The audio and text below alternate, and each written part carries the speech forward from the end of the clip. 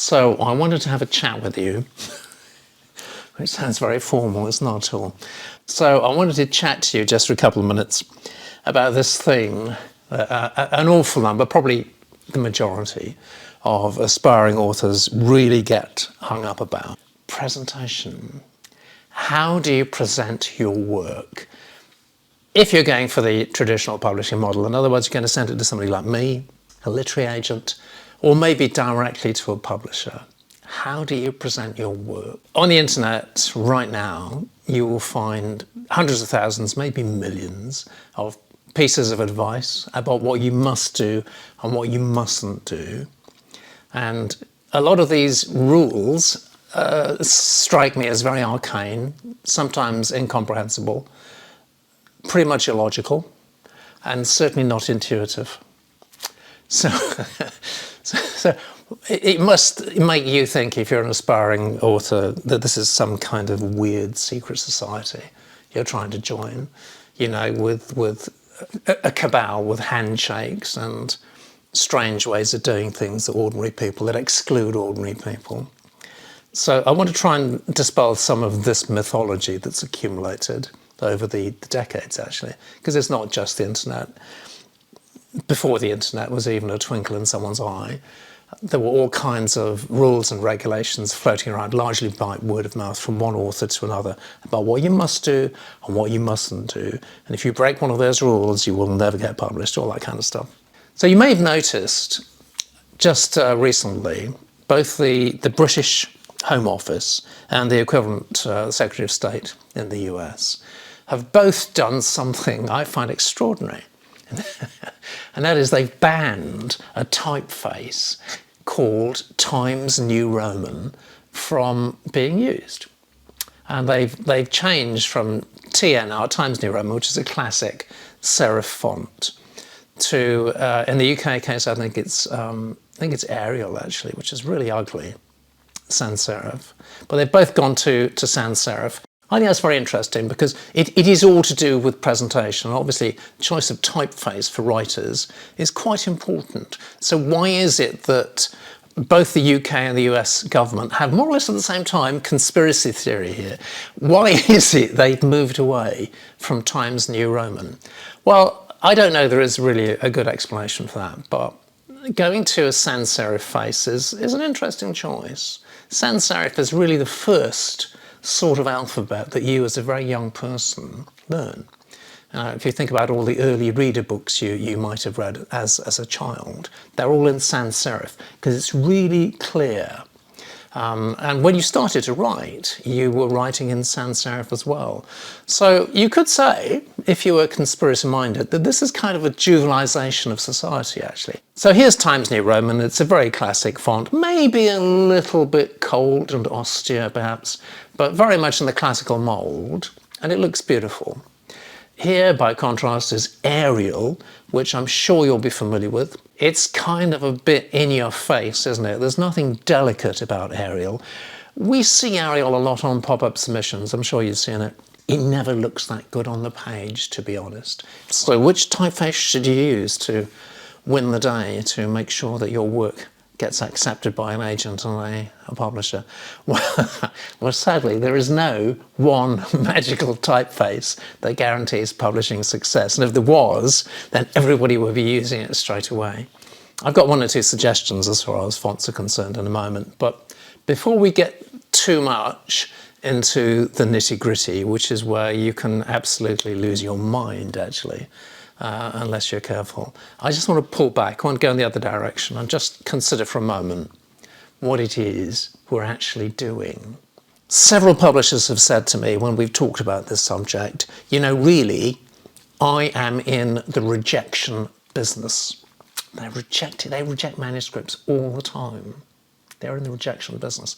It's a bit depressing to think about it like that. So how do they reject stuff? Well, there are actually a number of very common reasons for rejecting a manuscript. Little check boxes. 80% of rejections, maybe more than that, tick one of the following boxes. So let's just go through those quite quickly. Anything that's written in a very strange typeface is questionable. A strange choice of colours. again, for no particular reason. What's going on there? Strange capitalisation, for no reason. Lots and lots of odd uses of capitalisation, again, for no reason. It's disturbing. And anything that disturbs me as your reader is likely to make me come to the conclusion very quickly that the person who sent it is disturbed. That's going to check that rejection box. And you know what? You might be the next J.K. Rowling with Harry Potter in front of me, and I've just rejected it. There's very little downside. Very little downside. Then there are those submissions that are kind of heart sink submissions. And those are the ones that typically, don't believe in paragraphs, for example. And again, you might see a few of those on pop-up submissions from time to time. And often they are actually, funnily enough, in a sans serif font. In fact, yeah, big, slabby. It's like being, hit around the head with a typeface, actually. So you've got one page of absolutely solid text with no leading in between the lines and just big, punchy, black, literally in your face. And stuff like that is really hard to read. And right from the beginning, even before you actually do start to read a single word, I think most people are negatively affected by that because it looks like hard work, It just looks like hard work. And you think to yourself, why? What has that author got against paragraphs? What's going on in their mind? Anything in general, and I'm not really talking now necessarily about the way something looks, about the way your presentation looks, but anything in general seems manipulative. And that might be a bribe. I've had all sorts of bribes offered over the years. None of them have been big enough, unfortunately. But I have to say, actually, the biggest single reason for rejection is nothing to do with presentation at all, actually. It's to do with the writing. And, the cold, hard, sober truth is that most writing, that most agents and most publishers see, simply is not publishable. It's just not good enough. Don't think it's all in the presentation and the marketing, because it's not. Ultimately, it is the writing that counts. Good writing actually does jump out. You can recognise it, usually within seconds of reading it. Literally just a few seconds you go, oh yeah, they can do it. And it's that kind of level that is very rarely seen in a submission, so don't neglect that aspect of things, even though this short video, is all about presentation. Don't think presentation can replace talent, it can't. So there is a sort of sweet spot that I want to try to describe to you in terms of the overall effect that your presentation creates. And as long as you're somewhere in that area, that's good enough. So it's your writing that's actually going to sell it. The presentation is simply the staging. It's the way that we put forward your writing, and we don't want anything negative associated with that. We want to make sure that the presentation supports your writing and conveys the right message. What sort of message do we want to convey? That you are professional, that you know what you're doing, that it looks friendly. It doesn't look like an official document that's come through the email. That it's inviting. That we want to tempt the reader, me in this case, to get involved with this and to spend a few minutes, and then after spending a few minutes to spend an hour or two with your writing. So first of all, what I'd like to suggest is that you consciously try to keep your reader's eye moving down the page. You can do that in a number of ways. First of all, don't make that page big, blocky and solid. Use some paragraphs. Use quite a lot of paragraphs. Use maybe more paragraphs than you would naturally want to use as a writer. Just break it up that little bit more. I've often made that comment when I've been, advising on manuscripts, just to use paragraphs partly to punch up the words a little bit more, even to the extent of single sentence paragraphs. That can work very well. But also it just creates a little bit more white space. It makes that page just a little bit visually more interesting to look at. Use indents. So many people don't use indents. I just think that's a huge mistake. So first paragraph of your chapter or your book, no indent. But after that, every paragraph needs that indent. Why? Because it does exactly that. It keeps the reader's eye going like that. It keeps us almost physically hooked onto the page. So use indents. Following on from that idea, good leading. Leading is basically the space between lines or between paragraphs. Good leading is very important. Now, we've all seen the negative impact of no leading, actually. You know, when you've got that big, blocky, smack you in the face sort of paragraph that's just really, or a whole page paragraph that's horrible to read. Almost always the leading there, that's the space in between the lines, is too tight. So the leading and the font size actually work together. And again, there's a sort of general rule I've seen floating around a lot on the net that you should always use 2-line space leading. That used to be the case. At a slightly more advanced stage than the submission stage. So in other words, you know, once you've got a publishing contract, back in the old days when everything was on paper, then you would print out your manuscript with double spacing, or maybe even 3 times spacing, actually, for only one reason, and that's so that your editor had lots of space to make all those strange arcane comments and symbols that editors love to do physically, literally on paper.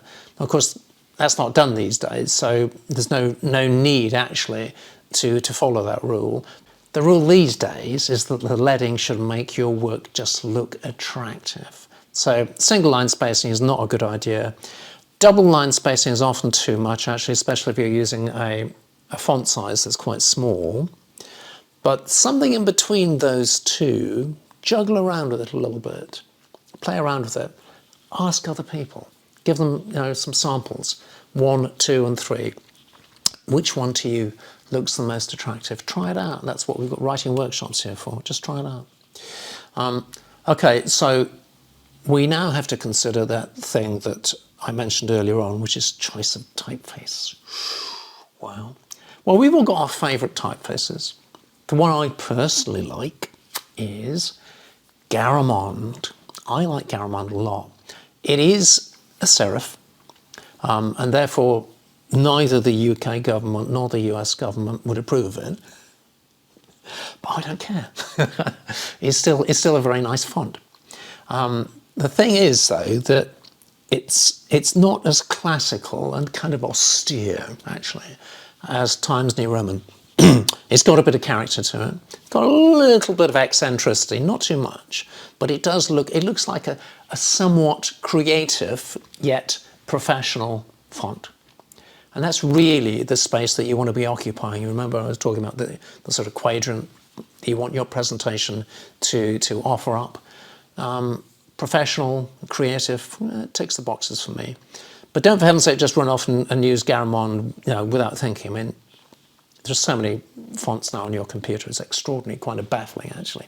So play around and see which one you feel familiar with. You'll probably notice that typefaces that are allegedly of the same size, let's say 12 point for example, look very different.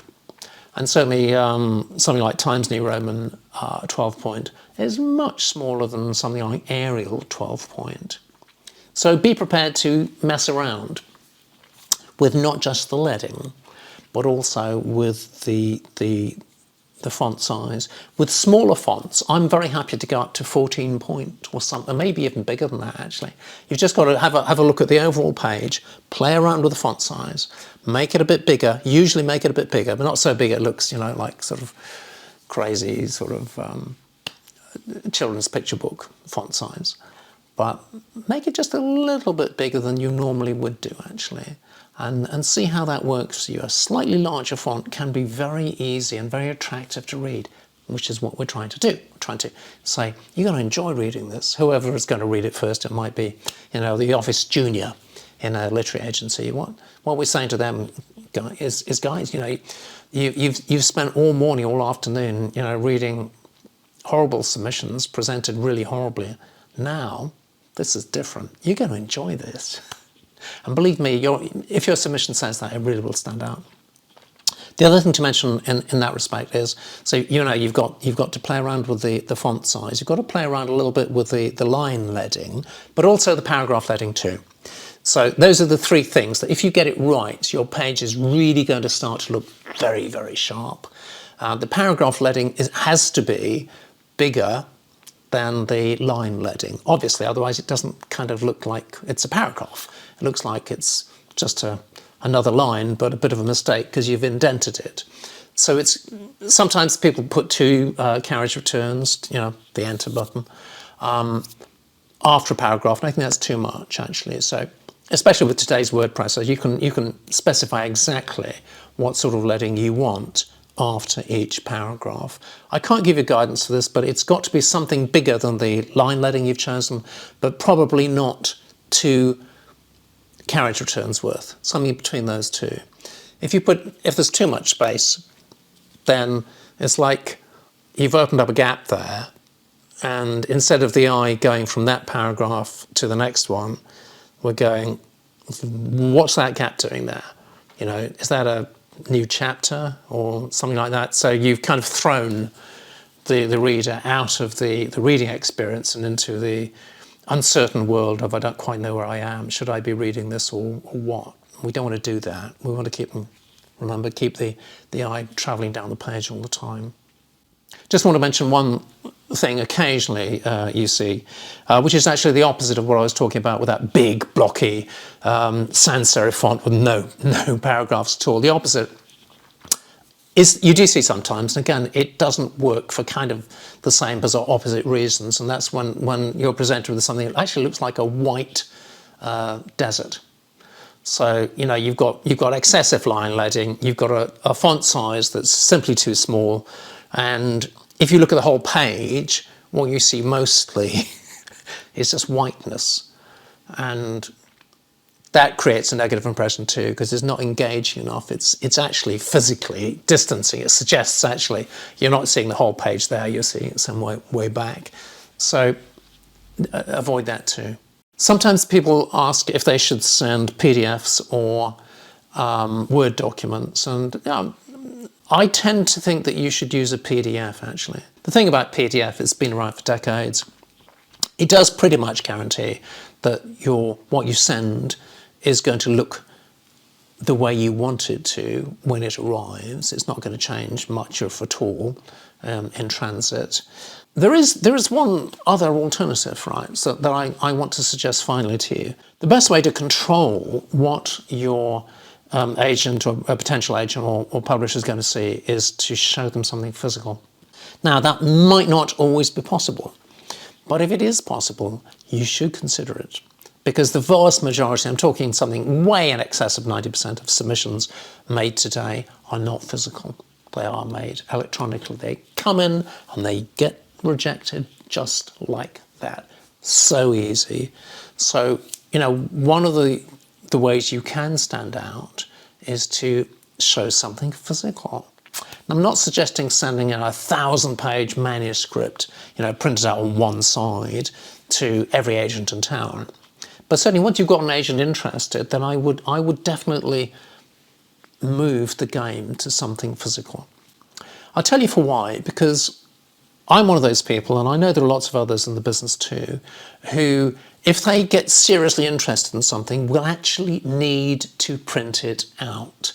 Now this, gets into a wider discussion that's not the right place to have here, between physical reading and e-reading. And I think there clearly are differences between those two things, and I'm not really a stick in the mud at all, because I'm probably the very first agent in the UK to be online decades ago. So I'm very digital in many of my outlooks, but I do have to acknowledge that there is a difference, a cognitive difference, I think, between e-reading, which is just so quick and easy to do and so completely forgettable, and the physicality of literally holding something in your hands. And you might have heard me say this, and if you have, I'm going to say it again, that when I receive something, unsolicited submission or something, that catches my eye, and I want to spend a little bit of time with it and want to think about it. I do this in huddles quite a lot, actually. You might have seen me do this. I print it out. Keep that up your sleeve, and just be aware that the vast majority of people will. I don't receive physical submissions anymore. Even the biggest agencies, I would think, the number of submissions they receive physically is reduced to an absolute trickle now.